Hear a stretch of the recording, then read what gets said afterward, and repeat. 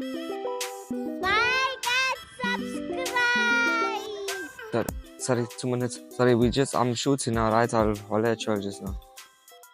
Okay? Hello? Yeah, I just wanted to let you know, because my Wi-Fi is not switching on. Alright? Bye.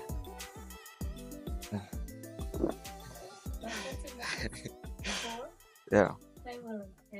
Welcome back, ladies and gentlemen. It's another episode of the Everyday Gents. It's your boy Captain. It's your bro Clayton. It's your girl Melissa Savage in the back. And today we came all the way out here to PMB to meet with Mkonto Wesizwe, I don't know, activist or whatever you call him. But they know him, yeah, as Cedwyn. Thank you for being on the show, bro. Like Zuma, More like Zuma, right? Yeah. Thank you for being on the show, bro. Yeah, no The man made sure he goes and get his fresh cuts and everything for us. Huh? I'm in the midst of celebrations, by the way. So how was the evening? How was the build up towards the final voting, things coming in, knowing that okay, MK won? Okay, well, the build-up was exciting because these elections, we can all agree, were like just as important as the 1994 elections, even though our generation might not remember that because maybe some never lived through it or they were too small. But these elections were very important because it was record-breaking voting, first of all, and also it was a massive change that we've never seen before. You know, from a democracy, we've been used to the ANC dominating the polls, but this time around, they took a heavy knock. And for the first time ever, KwaZulu-Natal is in the hands of another political party. Since 2004. Since 2004, my bad. Yeah. I generally believe that when the EFF came in, that the political landscape shifted a little bit, not to the measures of what the MK done now. So do you believe now this is a springboard for the MK to take on the rest of South Africa, just like how they dominated here in KZN? Of course it is. If you ever notice, we're setting examples right now. A couple months back, should I say years? Let me keep it as months because it was a couple years, but not that long. Zuma was the most hated man that you could possibly think of. Everyone was trashing him. People rejoiced at his exit, you know, not realizing what's to come. And that's where my name kind of got out there. When this was happening, we were warning people of what's to come and what's going to happen.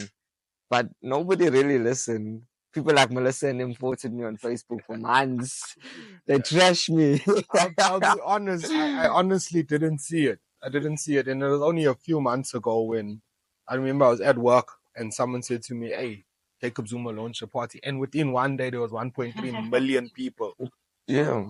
Do you know why you didn't see it as well? Is because Zuma, there was always a character assassination plot. Mostly facing. There was always a character assassination plot against him, right? But leadership, I realized one thing through him. You know, I learned so much through this man that people say never even get a proper education and stuff like that. Zuma has been one of the most politically intelligent people that I know. A chess player. He's smart. He's very strategic in the things he does, you know. And you can trash him however much you want to on the television, on radio, in your newspapers, which they do kind of often. If you're a good leader, the people will speak for you. Yeah, but that kind of slander started within the ANC. Yeah, but it was a power struggle, basically. Yeah, the ANC has been in too. Like, I know we always had factions and stuff. Well, I don't like to call it factions, but come on, it is what it is. And before Cyril Ramaphosa, when Zuma came into power as against Mbeki, right? It's always going to be the case. That's what makes the ANC such a beautiful organization. It's just people that ruin it. They really ruin it. And that's why Mkonto Wesizwe was needed to be formed. But the ANC allowed you to compete for these positions to make it also fair. The people will choose, you know. It's only now in recent times that we see what they refer to as brown envelopes being introduced, where people get paid off. So we kind of lost our moral standing. And you can't compete with envelopes. right? If people are getting paid off, you can't compete with it. So that's why some people are feeling hopeless in the ANC. People are getting suspended for calling out corruption, and wrongdoing. So you needed an alternative, but your loyalty to the ANC will not make you want to run to another political party that exists. Mkonto Wesizwe was created as an alternative to fix the ANC externally. But isn't Zuma still part of the ANC? Of course, we all are. We all will be, but come on, guys. How are we to come to you in the streets, these elections that passed, and tell you to vote ANC once again? After all the years we've been coming to you guys and telling you all these promises, making all these promises rather, and telling you all how much better we're going to be and how much change is needed. What change is happening? Because even us that's crying for the change in the ANC are not getting it. So that's my next question I was going to ask you, because you were obviously first campaigning for ANC with under Zuma, right? Yes. You are telling people all these things, like, okay, ANC is going to do this, that. Obviously, ANC failed the people, especially in these, ANC failed the people in general, right? Now you've got Nkonto Wesizwe, and again, you walking around telling people, okay, Nkonto Wesizwe.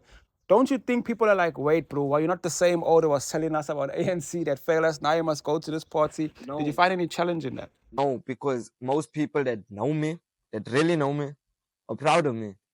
It's like Cedwyn has been the most ANC. My friends used to make a joke. It's to say, like when we go out to a club or something and I what these guys are moving with, and it'd be like, Cedwyn is more ANC than the ANC. You know what I'm saying? Like I used to take all the smack for them online and stuff. I always used to defend them, but people are proud of this move that I made because, as I said, when we were in the ANC under Zuma, we had clear directives. It was about the policies. I was never one to really worry. Yes, of course, service delivery inside your area is so important. You got to get your area, running smoothly and serve people like how they deserve to be served, the tax-paying citizens. But my focus was also mainly on the top policies. You see, ANC got some of the best policies in the world. It is the best organization, the biggest organization in the world. It got the best policies that you can think of. You know what the problem is? It's many. I can't even go on it. There are so many. Like RET, for example, like what I fight for, radical economic transformation. You know what the problem is? Especially with RET, is implementing. That's where they fail. ANC fails the people when it comes to implementing their policies and also service delivery. Don't get me twisted. But the biggest problem that's keeping people in bondage and in poverty is our policies that are not being implemented. Radical economic transformation was written up in the 80s, I think. In the charter. Back then, in the charter. Why is it that I only learned about it through Jacob Zuma? I was just like everybody else growing up. I used to talk nonsense about Jacob Zuma. Why? Because I heard people talking nonsense. Because I saw it in the news. Until now, I got a family that's very political. My father, I'll get into that in a while, but my father and my uncle's a member of parliament right now. Unfortunately, my father passed away recently while a year ago. But yeah, thanks. But they were very political. Our family was so political. So we on the ground and we inside, we move with these people that you read about and that you see on the news and stuff. So on the ground, I started seeing things happening. And we spoke about how the news is twisting these things, but you don't see it at first until you actually do see something, when you start seeing evidence that I was there when this happened. But on the news, they're coming out and twisting the story, so propaganda does exist. I started seeing all the because Zuma, must know one thing about Zuma that every South African citizen must appreciate, as you only started getting interested and learning so much more about politics through Zuma's administration, and you don't even realize it. Okay, like Zuma's part as head of the MK, but the MK itself also stands for something. I wanted to know, in your decision to move from the ANC to the MK, how did their manifesto speak to you? Besides you wanting to follow Zuma. By the way, it's easy the head of the MK though, because I heard that there's the person who sits there formed it. There's apparently there's paperwork. They use Zuma as the face of it, but now the problem is now that MK has actually got a stronghold in KZN, who's actually going to come to the forefront and say, actually, I'm the one behind this thing? So Guys, let's what's be the honest. situation there Let's with be that? honest. Who do the people want to lead in the MK? It's Zuma, right? Yeah, but legislation might say something else. That's what we're getting at. Well, that's gonna have to be a battle that we take on head on, because we are all there for Jacob Zuma. The founder, there's things that they don't even speak about much. But obviously there was some dodgy activity found around his name, and we're starting off. I'm proud of what they did. We're a political party that's in its beginning stages. You rather kill off that poison in the beginning, stop it in its tracks, make people see that although we come in as an alternative, we're not trying to be here with the same dodginess that happened in the ANC. I'm proud of what they did. I'm proud of what the top did by taking him out. Because at this stage, we never even put out there who our leaders are going to be. Yeah. Let's start there. And Zuma may be the face, but who said that he will be the president? That you can only decide when the time comes. Yeah, okay, back to the manifesto. What spoke to you? Well, for me, it's not necessarily about the manifesto. You see, when you're involved and when you're on the ground, I'm part of all these chats and these groups and stuff. Yes, foot soldiers. And our directives that get passed down. It was clear from the very beginning what we're doing. It's an alternative to the ANC to fix it from the inside. At this point, we don't even have leaders, as I said. So right now, all we want to do is come in and be the better alternative to fix things. ANC there's a lot of puppets there. There's a lot of people that's been controlled. There's a lot of corrupt. They needed to take a bang. Because as the previous president said, Khalile Moslante, whatever his name is, tongue twister. Yeah, tongue twister. He even said it himself that the ANC has to take a knock to let go of all the rotten apples. They all need to follow from the tree. Yeah, Thabo Mbeki was quite strong with that. Yes, they need to. I think he's on two occasions. One was in the House of Parliament where he spoke up, and second was an open letter to the ANC about the corruption. In terms of that, right? Like you say, MK is also kind of part of the ANC. So people that have been taken to task by the ANC, that were part of the ANC, in KZN, for instance, does MK now continue that battle against them? Or do they say, okay, listen, clean slate? What do you think? And I know you're not speaking for the party. I'm asking you personally, what do you think should happen? When it comes to, can you please just rephrase the main question? The main question is, like, people that have taken to task, should we let like the Scorpions and all that continue with that and like hand out justice, basically? Of course, you know, my presidents will tell you, when I say my presidents, my father, I'm talking about Jacob Zuma. And he's also been clear on it, even when it comes to him. Do whatever investigations they are. Do it. We're not stopping anybody from doing that. They need to bring whoever's guilty of anything to book. Yeah. But they failed at doing that. They say that so-and-so is corrupt. They say that so-and-so did this. But why do they fail to bring it to book? Why?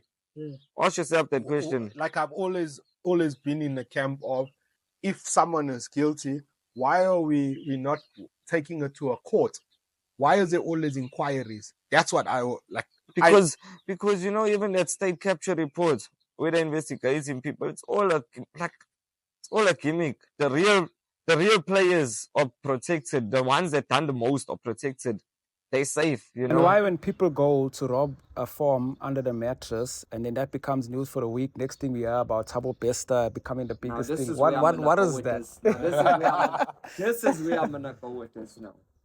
You see, Jacob Zuma, first person in my life, not even the biggest crooks in the area, yeah. Even in Durban, not even the biggest crooks have 700 and something charges laid against them, right? Let's start here. Now, you know the courts don't favor Zuma, right? Whenever he's appearing, you can best believe that it's going to be against us. Whenever the outcome was always going to be against us, but whenever Cyril enters those courts, it's always going to be in favor of him. He's protected, right? Now, I'm not trying to make any assumptions, but come on, you on the streets, a normal human being that got a sensible logic, you can look at this and question it. Zuma, out of all those 750 something or how much ever charges, he never got charged for not one of them, right? He never goes sit in jail for not one of them. But yet, Cyril Ramaphosa, but yet he can go sit for a contempt of court, which is not even a contempt of court.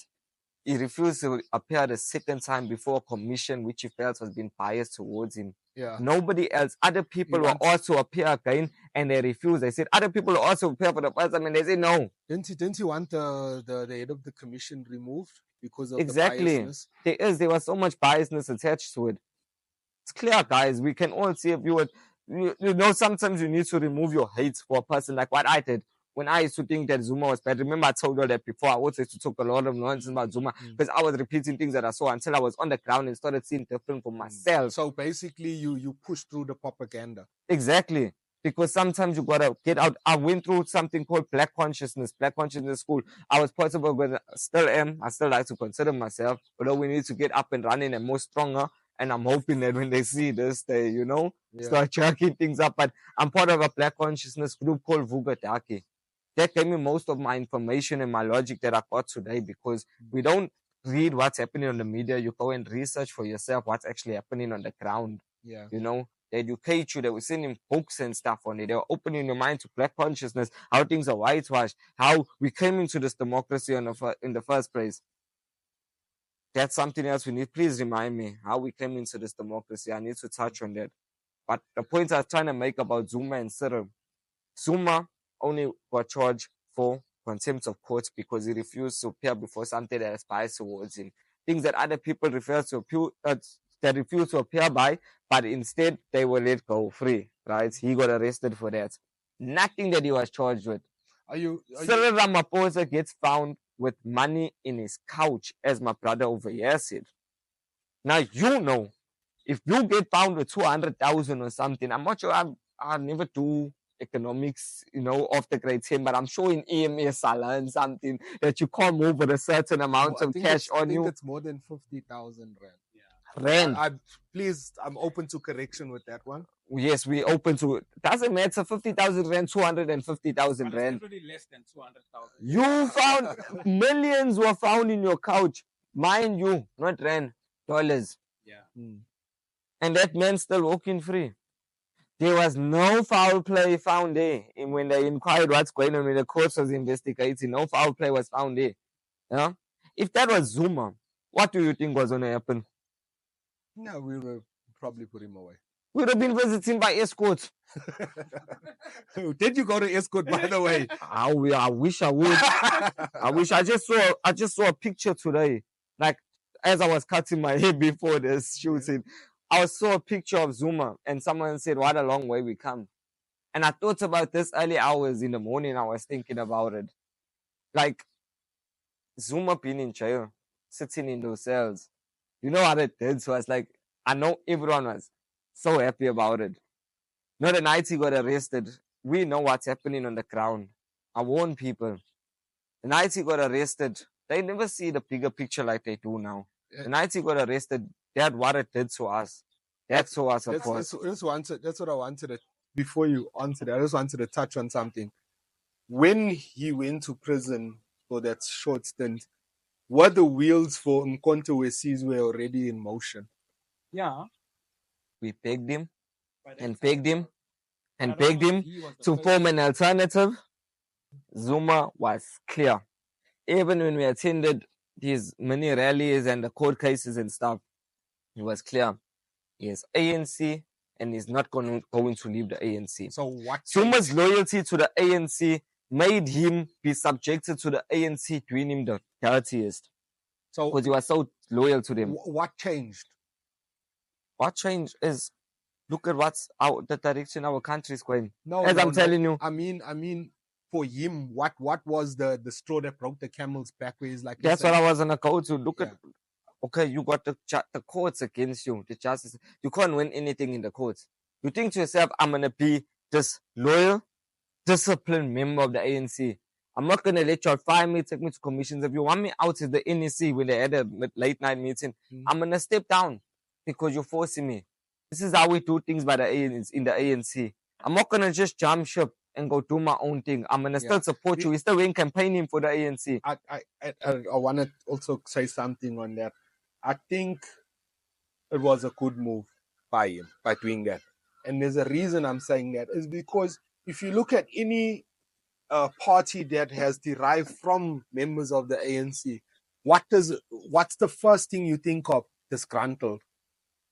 When you think of Cope, when you think of Julius and him, whoever left the ANC, you in your head is like, okay, the agenda is not to make South Africa better. The agenda is to weaken the ANC. So already you already like. I thank you for touching on that. Weaken the ANC. That's the whole point. They could not destroy the ANC. Cyril Ramaphosa. Sometimes it's not good to just say things like this because, as I said, it gets said like you're making assumptions and stuff like that. But it is believed that Cyril Ramaphosa is an agent because we told people that his job is to kill the ANC from the inside. The ANC could not be killed from the outside. There's nobody, no party that could come and bring us to its knees. Cyril Ramaphosa had to infiltrate it from the inside. Ever since he's in it, look, the ANC is 45%. We drop below 15. We drop below 50. The ANC, do you know what a massive milestone this is in history? Guys, a party like this has to drop. And we said it's going to happen. We said he's gonna bring it to its knees. Petrol went up so many times since he's in administration. Inflation, load shedding, unemployment. But Zuma was the corrupt one with these sculptures. Like people that still believe he was corrupt, or even saying at least Zuma's corruption, he was corrupt, but he still sold to the people. He sorted a lot of things. That's the truth, bro. He did a lot of things. Yeah, you can say yes, but I'm not going to call him corrupt. I'm not going to say he stole because you need to first show me receipts.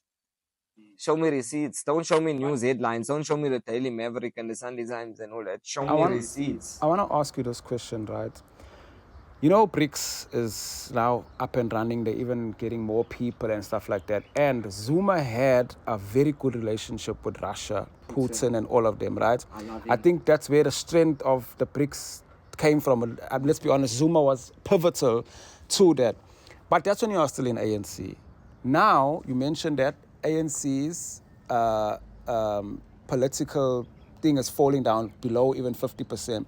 Now, what normally happens is when that happens, they normally vote out the leader and put a new leader on because you're supposed to be helping to grow the party. Like even Julius Malema's stake now in EFF is in meant when he said we need to take a knock. That's what you mean. That's how you shake off the rock. Right. Yeah. So even Julius Malema's position is now in threat because they perform very bad. Same thing happened to Musi Maimane in DA. Once DA started dropping, he was out.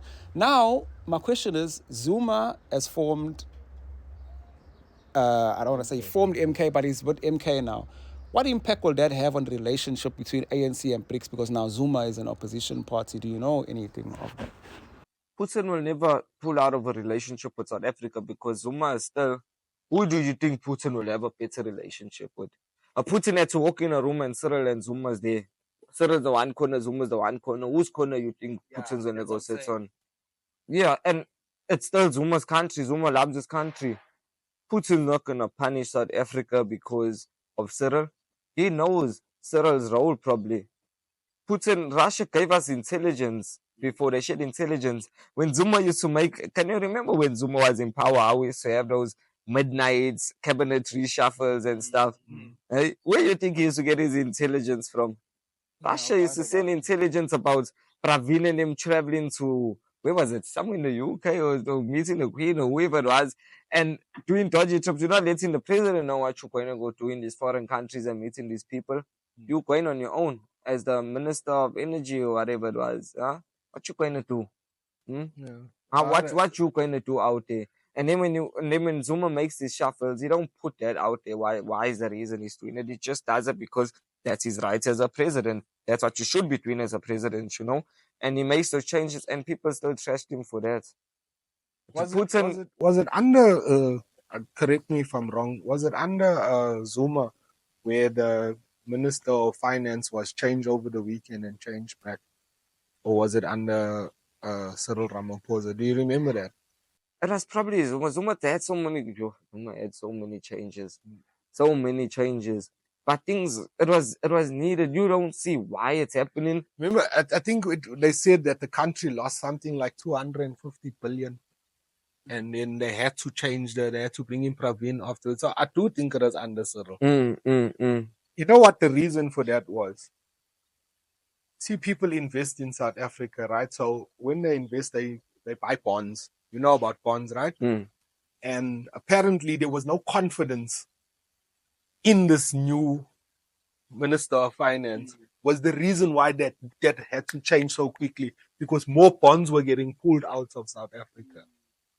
So in terms of, like you said, Zuma's more strategic. I think that Cyril is more business-like in terms of that. So I think, I don't know who's playing the longer game when I look at it, when I step back and I look at this whole thing. Because do you want a happy nation or do you want a financially prosperous nation?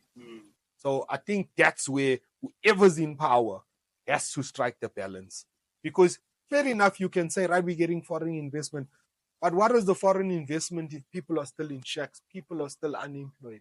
You know what I mean? So we've got to have, personally, I believe, we've got to have an absolutely proper brain trust running the country with the people's best intentions. And whether it is, okay, let's take someone from the DA, let's take someone from the MK, let's take someone that represents everybody in South Africa, and let's get this country moving. That's how I feel. Like ministers instead of presidents. Yeah, you know, there can be, there has to be. You see, the problem with Cyril Ramaphosa is, and people like him, is you can't, yes, he's business-minded and stuff like that, but its point is you can be business. What makes it so dangerous is when you're business-minded, but you're in bed with the enemy. We try and nationalize things. You still sleeping with the West. Our country's in bondage. We're pushing for radical economic transformation. That's one of the policies you were asking me about. And that Zuma was so vocal. I learned about radical economic transformation through Jacob Zuma. We were fighting for things such as 30% of our mines, and I couldn't believe it. Because when I thought we're fighting for ownership, a percentage of ownership of our mines, I thought we're fighting with like 60, 70 maybe, to push it up. Just to find out that we're only getting like 5% of our own resources. Now, and you also got to look at it this way: as you need to develop the skills to turn what comes out the mines in products. Because you can say we own the mine, right? Fair enough, we own the diamond mine, yes, but the diamond must go all the way overseas to be cut and come. That's the problem. How many years have we had? Our people, they lied to us. They come on. This is the white man's old trick, a colonization trick. Have you heard about Mapungubwe, whatever it's called, the diamond? I think it's something that was found that was mined like a rhino. Yeah. It's a golden rhino, right? And that was found to have existed from over 300 years ago. Mapungubwe. And Mapungubwe gold. They were digging on this mountain and they found all these old artifacts and stuff, which proves that mining, some form of mining and smelting, has been going on since back then, before the white man even put foot here. But the excuse for the white man owning our resources, mining our stuff, and, in charge of everything is that we lack the skills and knowledge. That's what he came with. He told us he's mining our resources because we don't know how to do it, but there were people doing it. They prevented us from doing it. Even now, in this democracy, how many years we had? No, you're trying to tell me they couldn't form enough skill sets to not. We learned about this. We're learning about it in school. Why are we learning about it? That we got to mind the things that got to go overseas. They turn it into a finished product. They sell it back to us for so much more. Yeah. Why aren't we changing it then? That was my question. Like, we need to develop that set of skills. So when we sell something, we're selling a finished product. Unless it's an item like iron ore. South Africa got coal. So many. It's amazing. You must ask yourself, this is where the propaganda comes in, guys. This is where I tell you, South Africa's been run by a certain few, and that's not your government. Because in all this time, South Africa can create all their factories. It's amazing how worldwide their factories can come to South Africa because it's cheap labor and we can do their work. But when it comes to those finished products of our raw materials, all of a sudden they have to do it for us. They've got the technology. Yeah, and we can't do it. It's funny how we're only good for certain things, right? Tell me. And now Mandela, I blame him for all this. I blame him. And my father would be rolling in his grave right now. I'm telling you. But Mandela hits a flop when he came into a democracy. I say our parents, is a term I like to use, guys. I put it out here. I say our parents were democracy drunk. And now they hung over. Sure. We check. Yeah. Because when they came into this democracy, they just check, Viva ANC, we got the country, political freedom. Let me add to that. Let me add to that. You saying they were politically drunk, now they Hung over. So does that make us have fetal alcohol syndrome? Because think about it, they got drunk and we followed. Exactly. You know what I mean? They threw us off track because how many colored people, that's my age at least, let's not even go younger, that's my age, are into politics and running in the streets and doing this. They completely separated us from it. No, let me tell you, there's a reason for that, because I'm going to be a little bit controversial here.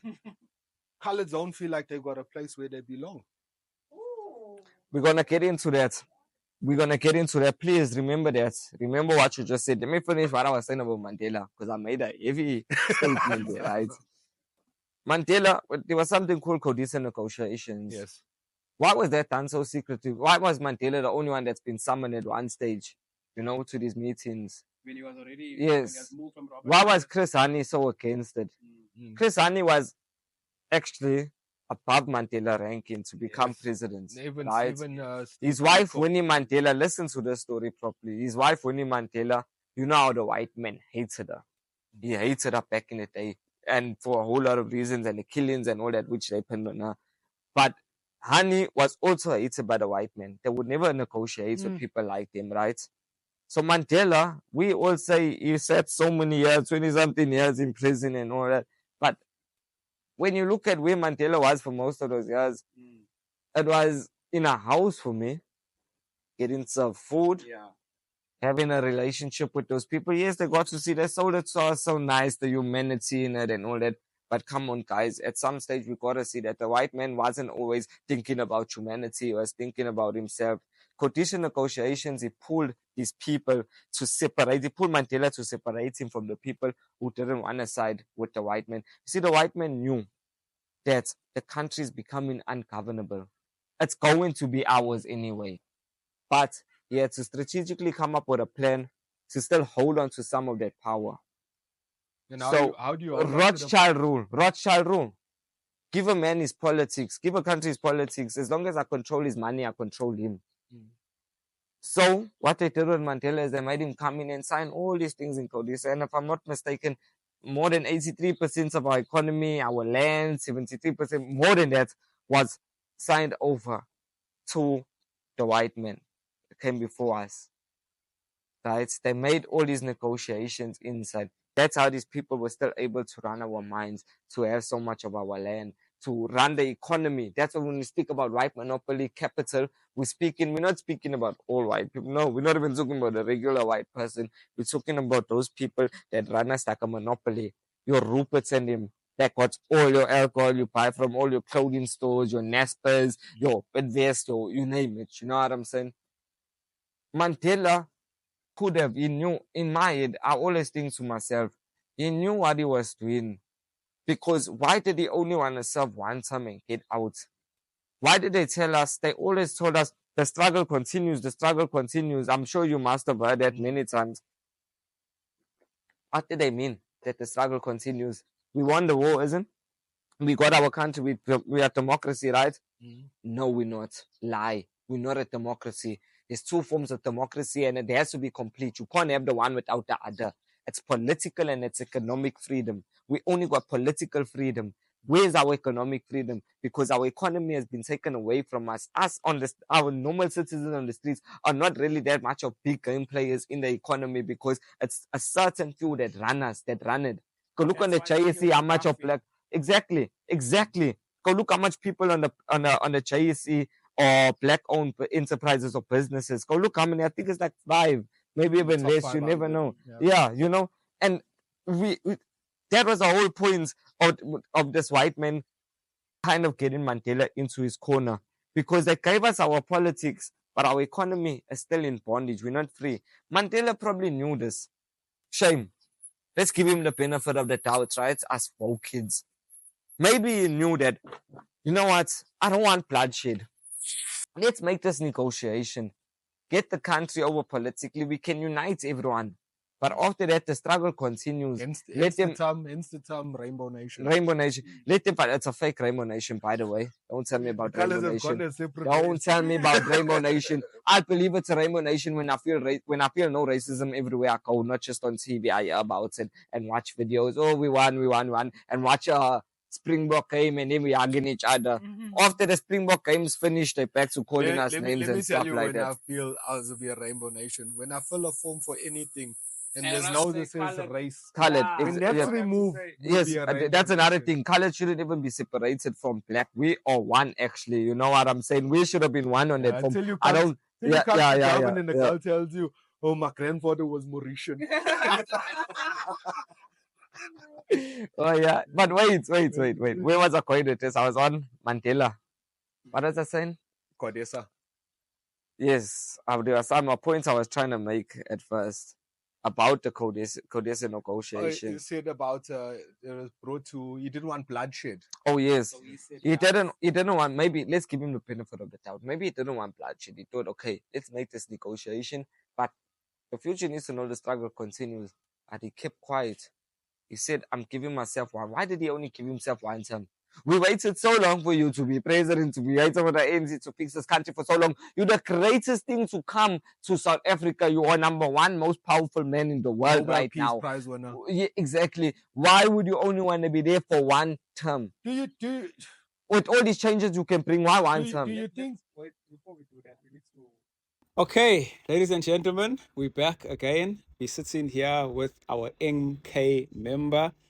If you've enjoyed this episode so far, which I'm pretty sure you have been, there's been many sound bites, many bombs that were dropped. It's been one of the most interesting, possibly even thought-provoking episodes we've had in a long while. So if you're enjoying the episode, hit the like button.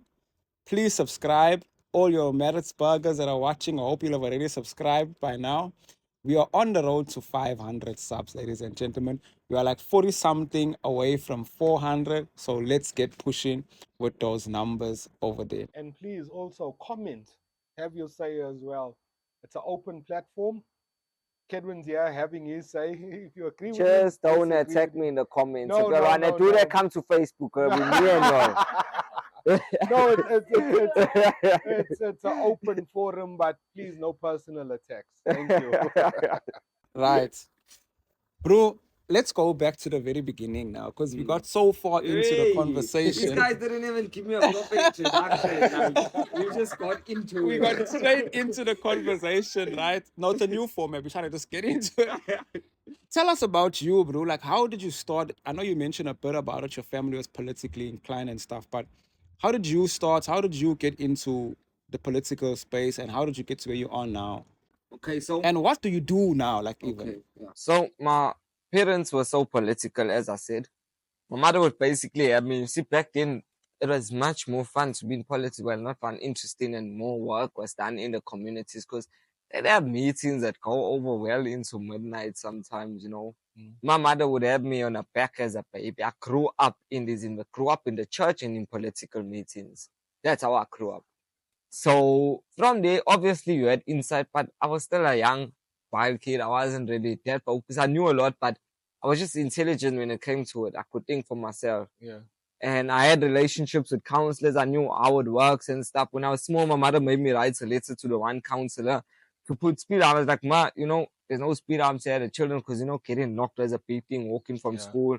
I was like, she's like, you know what? Write a letter to the counselor. I write a letter, he put it up. When I saw that, I was like, okay, so things can get done, you know. And then I think it was through Zuma's administration when, as I said, I was talking nonsense about him too. I remember there's these people that came from overseas. And I was talking once about Zuma also, like, yeah, hey, our country's going down. Zuma's like this, he's like that, repeating what I saw in the just because I wanted to sound relevant to these people. I wanted to say things that's gonna be favored, you know, like Not things only that something that's going to provoke a yeah, reaction. you know, when you say these type of things, a lot of, even if you sitting next to certain white people, for example, and you be like, hey, Zuma just effing this country up, you know, and then they'll go in. But if I say, no, Zuma's a good guy, I'm despised. Like questioning my brain capacity after that, you know, my thought process, like, what is wrong with you? Yeah. So I did that and then I went into the streets, like politics wise. I was involved with certain things, you know, running around with my family members. And I saw how things are actually working. I saw that we'll do one thing, but another thing will be said tomorrow in the media. Yeah. I saw how, no matter how much good this guy's doing, they're going to take. I saw the text on him. The things we say they're trying, they're done. The things we say they're going to do, they're done. And that's when I was like, no, there's something. I started getting more involved. I started learning about propaganda.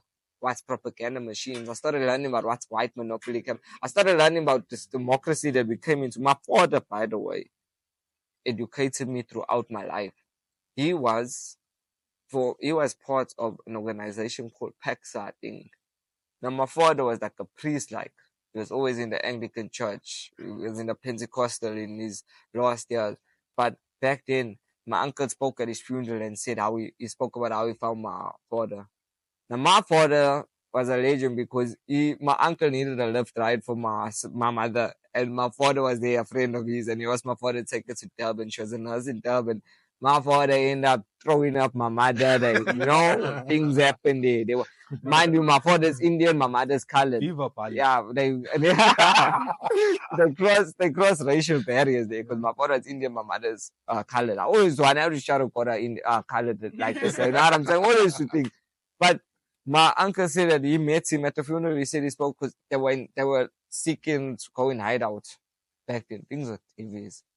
And they were sent to this room, this PAX room. My father used to front like this priest, right? He used to work with the council of churches and all that. You know, he considers, like, I consider Zuma my father. He considers, why am I missing names today? Our Pope that died, Desmond Tutu. Yeah. He considered Desmond Tutu his father. Archbishop. Yeah. You know, when he died, it was such a joke. Me and my sister are talking there, like, we want to change the channel. My father said, like, hey, this is your bloody grandfather. How can you want to change it? I'm like, grandfather. He was really You start going like this? Yeah, you just yeah, it's like he used to work under him, you see. So he used to hide out these people that seeking refuge, you know. And he also was very influential. There was wars going on in Edendale and Maritzburg and stuff. My father was in the heart of it, collecting bodies, taking him to hospital. He was with your Otto Fraser's, or Ronnie Fraser, whatever, the Otto Fraser's father and him, you know, all these people that made headlines, bombing hospitals and stuff like that, you know, that guy that bombed the school there in Durban. There was the refinery, in Durban. He knew all, Robert. yes, he knew all these people, like, he was in with them, like, and working. So he always came with these stories and told me how things work. So it's always deep rooted in me. So I knew more and I researched my own things. Then when I come to like things on Facebook and we're talking and you're putting your truth out there, like, guys, I just learned better than what we know, what we thought we know. This is how it's actually going. That's when I started getting hated. People literally sat on me, like, they were so angry with me. They used to trash me for almost everything that I said, no matter how much sense it makes. I find people, I'm not trying to insult anyone's IQ, but I find people with a lower IQ than me labeling me as dumb and stupid, whereas I just knew better. So that's how I started getting more into, and then I got involved in the structures. In our ward, our structures were very alive in the beginning, but it died out over time. And there's just more I always wanted to do. I always felt like my contribution to the party, to the community could be more. I always wanted to do so much, and I feel like I can do so much. And that's what I'm actually going to try and push for going forward. I am not the type that looks for positions, really. But I do believe that positions enable you to help people and give you that power. All I want is to have the access to certain people who can make things happen. You know, if you say, okay, we're not going to worry about positions, we're going to worry about improving the lives of people, then give me resources. I want to go in the area and see what we short of, and I want to go there and I want to go push it, you know? So like that's a nice answer because it leads me up to my following question. Like, as I said to you off camera, a lot of people, they want to be associated with politics because they know that's a stream of revenue. So there's no personal gain for you in all this. No personal gain.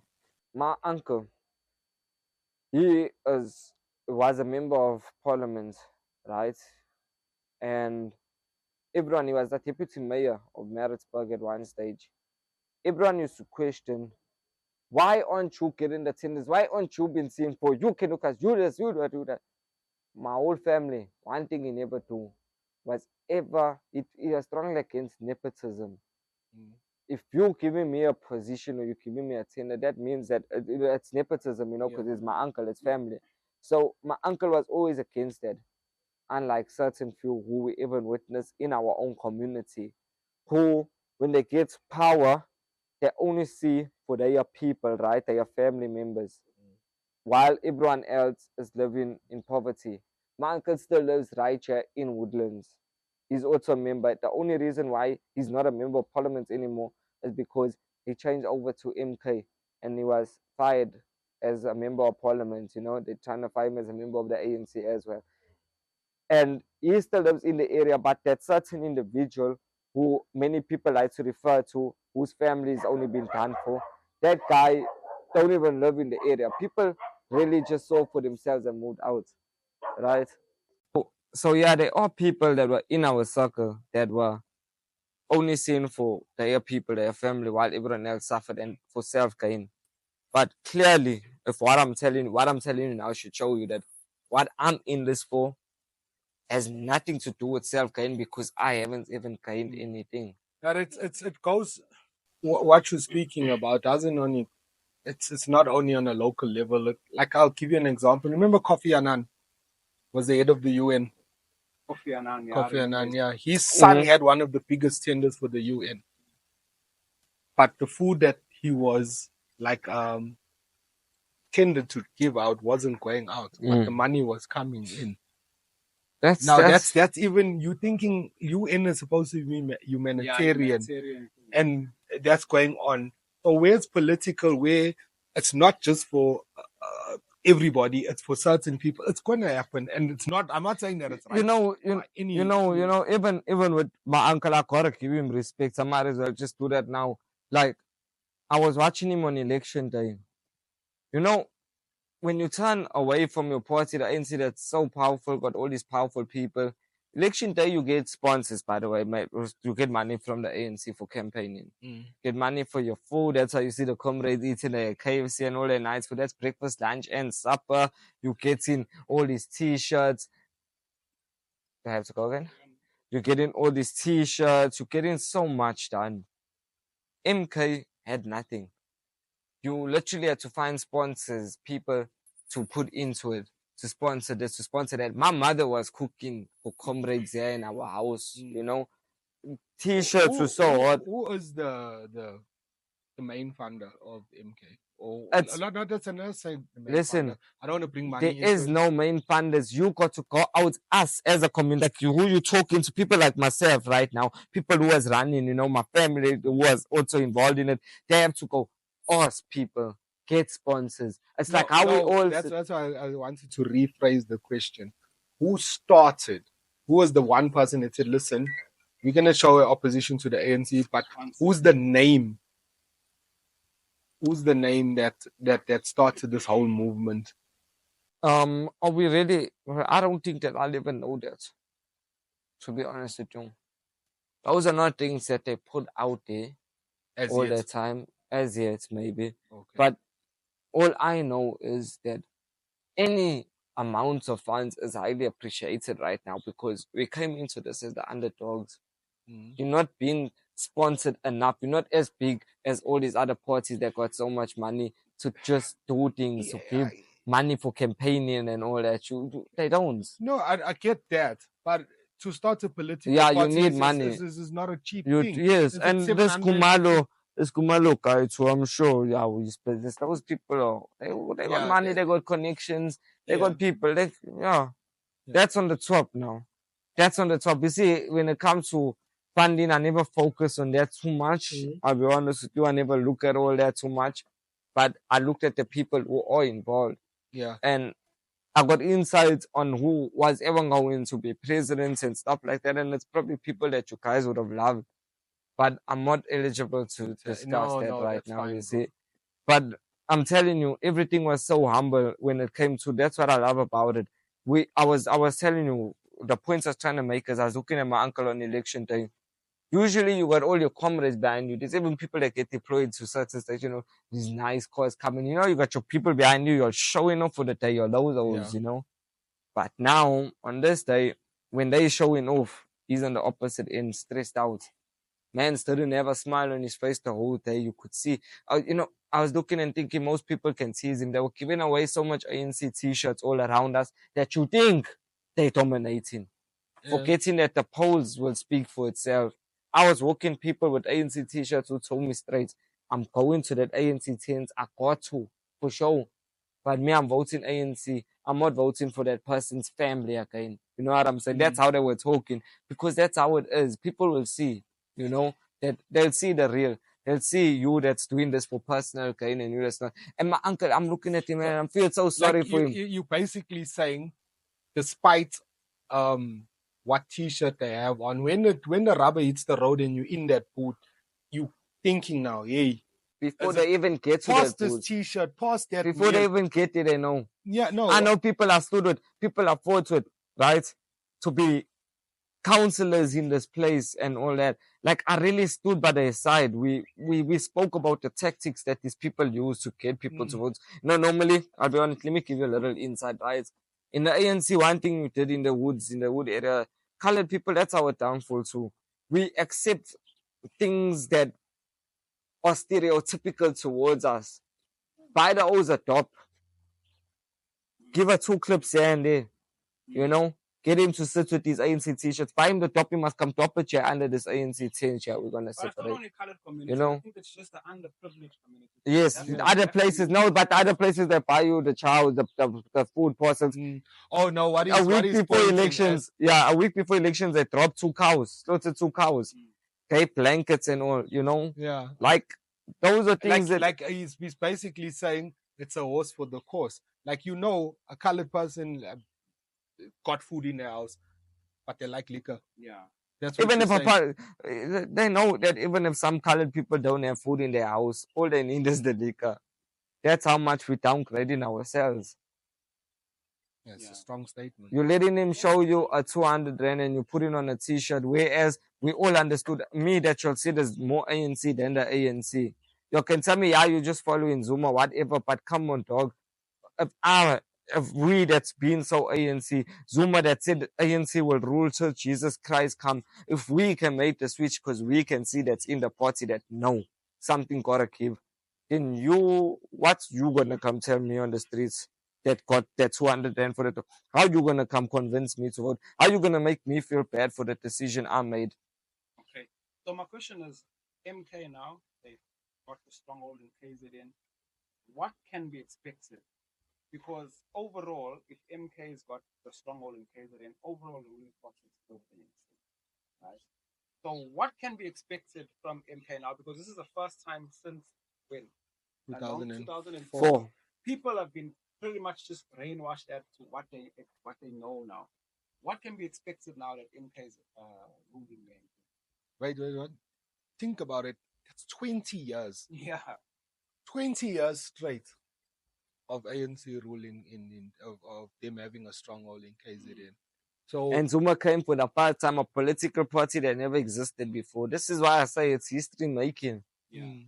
But that's why the question is important. So all those factors to consider, right? The new party, okay, Zuma's not new, this is very experienced, but still a new party. I think it's like what, less than a year or 2 years. Now what can be expected? Well, first of all, quality leadership. I looked at the outgoing members, call them the outgoing members of the province, and I was like, nah, guys, I think gotta give yeah. I doubt these are the people that can actually take our province where it needs to be. So the very first thing that I touch on is quality leadership. When I touched on this, someone told me, as I mentioned earlier, that you shouldn't worry about positions. You should first worry about improving the lives of people. Real, the lives or the improvements of people's lives. Depends on the leadership. Exactly. So we start there. You're not just putting anybody, the person you brought over to gain votes. You're not just putting anyone in these positions. You need to put people that are tried and tested. People you're not gonna go in there and make a difference. I think also you gotta have people, someone that has the people first. You know what I mean? Like as we alluded to earlier on about personal gain, that's gotta go out the window. If the MK really wants to make their mark. I said you must be able to be like Zuma. You must be able where people can talk so much smack about you and trash you and a character assassinate you, yet the real will still know and love you. See what I'm trying to get at? That's what you.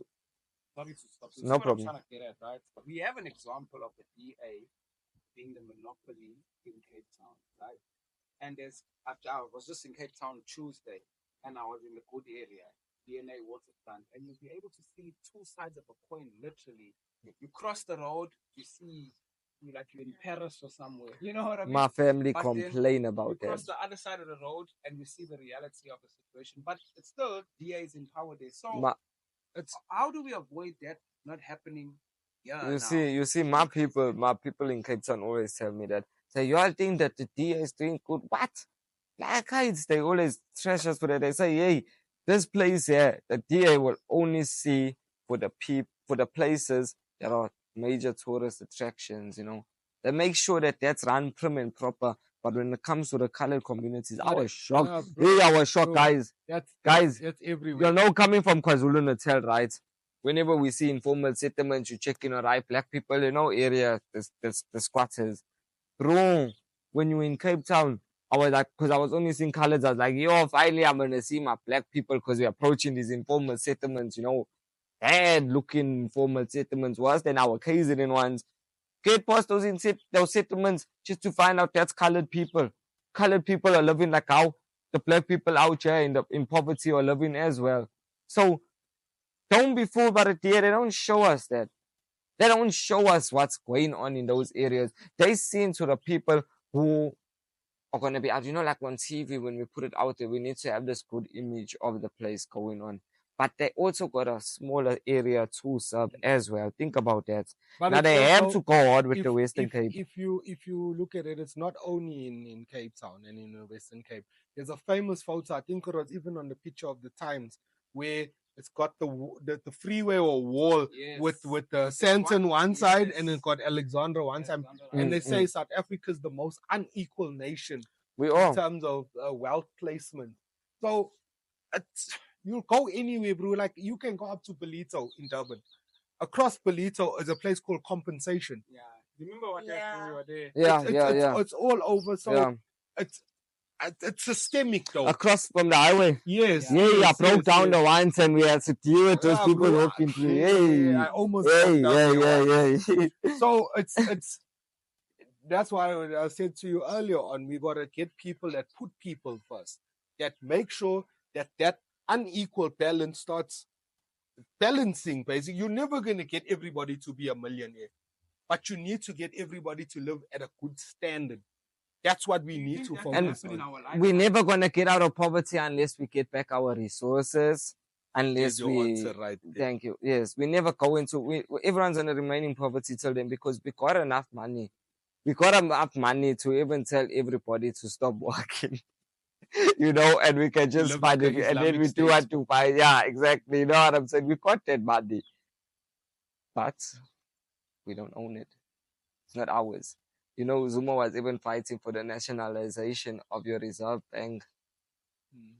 My brother over here said that the first person that Mandela met with when he came out from prison was the Rothschild, right? So now our Reserve Bank, how the hell do we expect to get things right when we don't even own our own money? Who owns your Reserve Bank? A Reserve Bank is actually one of the best run in the world. But who runs it? No, listen. if you look at in the US, soon as there's an inflation rate, where that inflation goes through the roof. South Africa is so good at holding at the inflation at a livable rate. But also, But who runs it? Who owns it? Who runs our Reserve Bank? Do you know? You'll have to tell us. The Rothschild family. okay, but also we're no longer backed by gold. Remember when we were backed by gold? Yeah. That how that really helped our economic standing within the world. Now that's what I think BRICS is trying to get back, and that's Exactly. what Muammar Gaddafi was trying to get Exactly, back. guys. Exactly, guys. He Exactly. told him, let's deal in gold, not in dollars. Exactly. There's Now there you was a- tell me this Zuma. Look at There's- Zuma, right? Look at Zuma. Who are Zuma's close allies? Get Putin, of course, we all know. And you get Muammar Gaddafi. They say he's sitting on Gaddafi's money. Why was Zuma so close with those people? Cyril could never. Why was Zuma so close with those people that wanted the exact same things that Zuma was fighting for in RT? Right? That guy wanted African bank, a bank for Africa. and its No own one has in currency. the work when they get Its own 2,500. currency. Yes, its own currency. We are fighting for things like that. But you know what I find funny about what you're just saying now is that Julius Malema, he wants open border policies, right? Now, I think the timing was bad because of what's happening with that. We don't have open border policy at the moment, but we can see there's many of the wrong immigrants that are coming here. I'm black conscious and I don't want that. Why? Because if we Because head we are towards still, we cannot be a lawless country. Doesn't mean we are still, no matter what, unless Africa was one state, then you can tell me about open borders. But as long as there's still borders and we are Africa and your country, you can't just have, imagine your borders open to just anybody walking in and No, out. I think it's mainly because not everybody's on equal standing. Like, let's say everybody was doing as good as the South African and Nigerian economy. Yeah. You know what I mean? Then If you want where open it's borders, unequal, where yes. your country's in abject poverty, Thank you. where Somalia doesn't even have a government. Thank you. Thank you. So- If you want to open your border, first fix your country. When you fix your country and your country gets on my level, no flop. Let's open our That's borders. why the country. Asu. That's why the borders are only open to SADC nations. Thank you. I love this. I love this guy. Love this guy. He knows. He knows. That's why it's open to SADC nations. Exactly. And unless that's the case, then only we can move forward with open border policies. Julius, you gotta, everyone got, you know what you must do, what I do. Even the ones that you don't like, not everything the enemy does is wrong. You must take the good from everybody, even in life. You always take the good from everybody. And you subtract the bad. The bad will always be the bad. You have to just accept it that everyone's going to come with this bad in them, right? Take the good, learn from the good, and apply that into your own life and your own setting. Can I give you something? Let's talk about rap here for a little bit. Yes. Have you heard Kendrick Lamar speak? Yes. He's very quiet, yeah. I'm more of a But when Drake he- fan right now, so this is but a when he- touchy but when he subject, but raps, anyway. He's very aggressive, right? Yeah. Why? So I was watching the interview and he says, I grew up on West Coast rap, right? I look at Julius Malema like that in terms of if he could articulate what he's saying better, let's say he came with the Vusi My Money accent, he would have everybody eating out his ass. Like, I But don't know if you saw when that it comes video where he across- spoke in England or somewhere at one of the universities. Yes, I've seen that. yeah, with that guy. Yo, hey, If demolished you that guy. wanna see Julius, if you wanna stand up demolished and that guy. hold your head, that must be Julius's clone, dog. Yeah. Yo, did you hear that? It was so impressive. You know, Yeah, after that demolished video, that, but- Yeah. I went onto Facebook, and now obviously when you watch something, a thread starts showing up. So all these Julius Malema videos, That's and I'm listening to this guy, and I'm like, hey, what I say, guys. Take the good out of everyone. Not everyone has got just bad in them. People do come with that good. Maybe even sometimes getting your points across like me. If when it came looting time, maybe my anger, because the Sunday, I'll never forget when they arrested Zuma. Bro, my household, my mother, you should have seen even up to the anger in us. You know, upset you literally, me, I cried. Tears rolled down my eyes for it because this is someone that so many people love so dearly. And yet, people are praising his arrest. 83-year-old man, people are praising his arrest, right? 73, people are praising his arrest. And then you get people on Facebook that were anticipating us making jokes. You turn on ANC, there's that Shaheen, whatever his name is. Ramkasun. You're reporting a story like this. You're not supposed to report a biasness. You're reporting a story. You give journalists straightforward to report. He's reporting it with a grin, smile on his face, making it like, like insulting us and his supporters. Yeah. What you think that's gonna do to people? Yeah, it's gonna rile them. Guys, Yes. I think on that note, because now Melissa's giving us signals that the battery is pegging, let us close it there.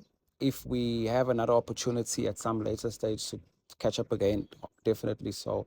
But we'll end it there, ladies and gentlemen. You know, we are using technology. Technology can't run its battery as much as we can run our mouths. This is a part 2. Let us know in the comment section if you like a part 2. We'll definitely try our best to arrange that. But in the meantime, thank you so much for joining us on this episode. Till the next time, peace, love, joy, like a river, mountain, fountain. We out.